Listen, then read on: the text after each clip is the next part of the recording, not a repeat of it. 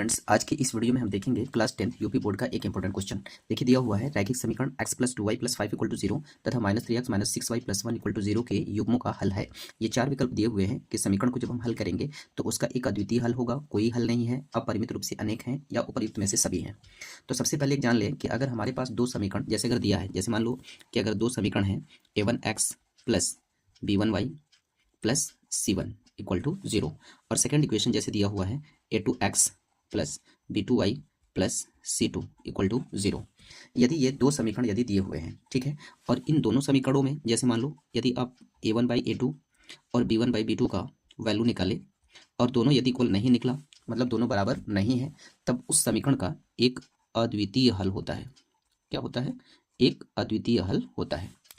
Next में एक चीज़ आप जान लें कि जैसे मान लो यदि आप a1/a2 निकालें, b1/b2 निकालें और c1/c2 निकालें, यदि ये तीनों यदि इक्वल आ जाते हैं तो उस समीकरण के अनंतः अनेक हल मतलब अनंत हल होते हैं। थर्ड में आप ये जान लें कि जैसे a1/a2 निकालें, b1/b2 निकालें, यदि ये दोनों इक्वल हैं लेकिन c1/c2 इक्वल नहीं है, तब इस समीकरण का कोई हल नहीं होता। इस समीकरण का क्या होता है? कोई हल नहीं है। तो ये तीन चीज़ें यदि आपको याद है कि a1/a2 b1/b2 के बराबर नहीं है तो समीकरण का अद्वितीय हल होगा। a1/a2 b1/b2 के बराबर c1/c2 यदि तीनों बराबर हैं तो समीकरण के अनंत अनेक हल होंगे। और यदि a1/a2 b1/b2 के बराबर हैं लेकिन c1/c2 के बराबर नहीं है तो समीकरण का कोई हल नहीं है। तो ये जो समीकरण जो दिए हुए हैं उन समीकरणों को सबसे पहले हम लिख लेते हैं। ये समीकरण कितना दिया हुआ है? जैसे x प्लस कितना दिया है? 2y + 5 = 0।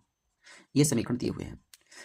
अब इसके बगल में जैसे कोएफिशिएंट इसका गुणांक 1 छुपा हुआ है, तो इसको हम इस समीकरण से हम कंपेयर जब करेंगे तो x का गुणांक a1, तो ये हमारा क्या है? a1 है, यह b1 है, यह हमारा क्या है? c1 है।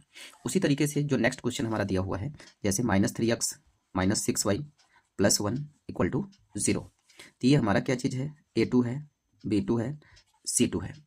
तो अब क्या करना है कि सबसे पहले आप a1/a2 निकालो। a1/a2 जब a1/a2 जब आप निकालेंगे तो देख रहे हैं कि a1 का वैल्यू कितना है? 1, b1 a2 का वैल्यू कितना है? -3। तो इस तरह से हमारा a1/a2 का वैल्यू कितना निकला? -3।